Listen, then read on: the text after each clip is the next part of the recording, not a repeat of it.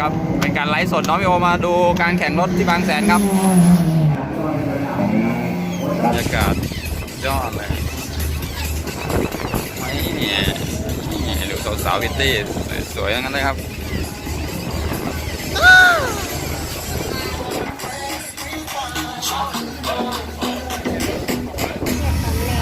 เจ๋วอ่ะเราลองจับได้ปีนถ่ายแล้วบรรยากาศครับนี่น่าจะเป็นจุดปล่อยรถครับผม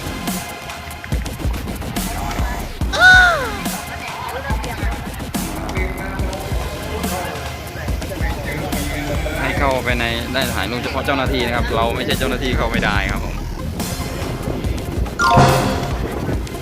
ผมไม่รู้อยากทำคันไหนลูกชี้ดิเอาคันไหนครับ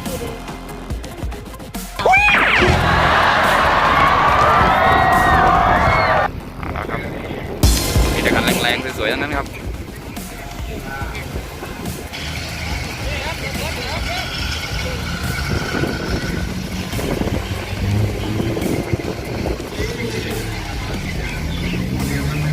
จุดปล่อยตัวครับ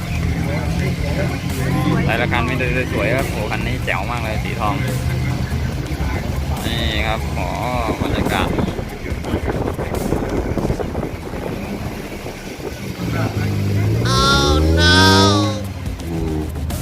ดูคันนี้ยอดย้อนครับผม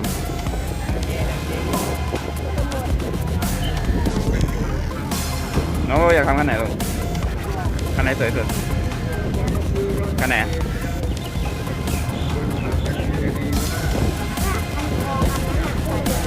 โอ้คันหน้านู่นนะนี่ครับดูบรรยากาศที่สวยเลยครับแดดไม่ร้อนอย่างกลางก็มีผิวจะสีแล้วไม่ได้แดด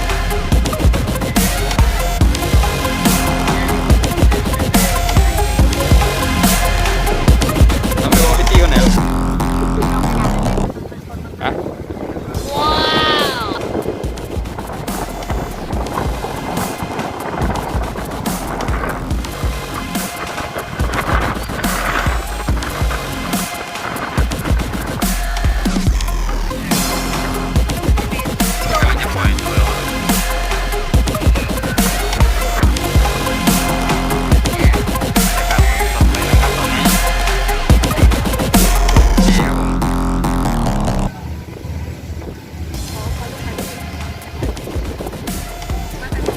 รู้จักพี่เดย์เปล่า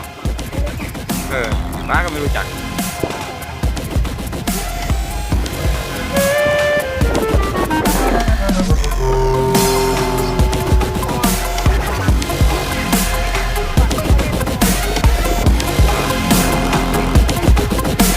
ครับพี่เดย์ครับผมน้องบอกรู้จักเปล่าพี่เดย์ครับผมนี่ก็แต่งตัวแล้วพร้อมแล้วใส่ตัวเซฟตี้คอเลย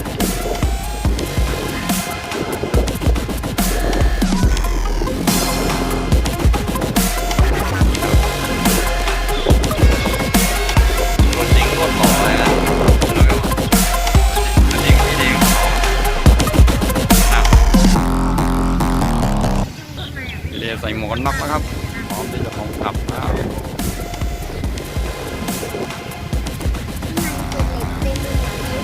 นั่นหรอแล้วรอบนี้31คันครับผมที่ลงแข่งในรอบนี้ใช่ไหม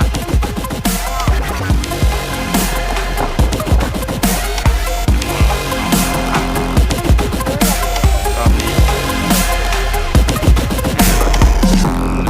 ได้ดูด้านท้ายของคอมมิวนิตี้เลย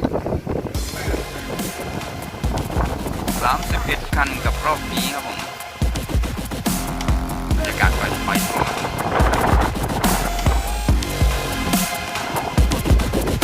ี่ครับน้องโยมาชมบรรยากาศรถแข่งที่บางแสนเป็นไงสนุก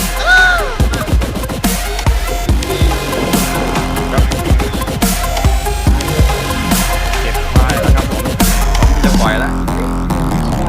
นี่จะเหลือแต่รถสวยๆทำการแข่งขันกันแล้วครับผม รอบนี้31คันแข่งกันประมาณ20กว่ารอบนี่ครับพี่เดยังอยู่อย่างนี้เลยเบอร์79เรามาลุ้นกันว่าพี่เดจะทำติด1 ใน 4 1 ในนี่หรือเปล่าโอเคสัญญาณติดเครื่องแล้วครับสตาร์ทเครื่องกันแล้วนี่แต่ละคันเสียงสุดยอดเลยน้องวิวฟังเสียงเนี่ยน้องวิวฟังเสียงเนี่ยคันไหนเสียงเร้าใจสุดนี่ครับโอ้30 กว่าคันบรรยากาศสตาร์ทเครื่องแล้วคันพร้อมจะออกสัญญาณเตรียมตัวแล้วครับเริ่มปล่อยตัวแล้วเริ่มแล้วครับไปแล้วครับเร็วตัวแล้วเร็วตัวแล้วครับมาแล้ว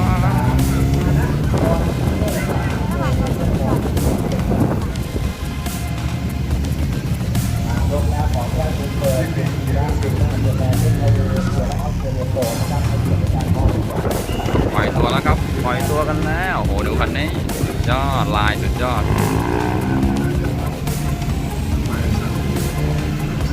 สายเลยครับโอ้เจ้าเหลืองบีควิกไปแล้วครับ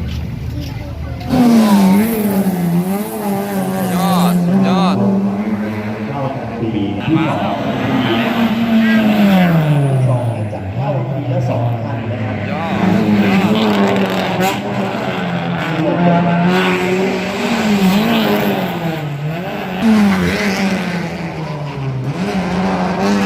มาแล้วแล้วก็จะเป็น2 ลำ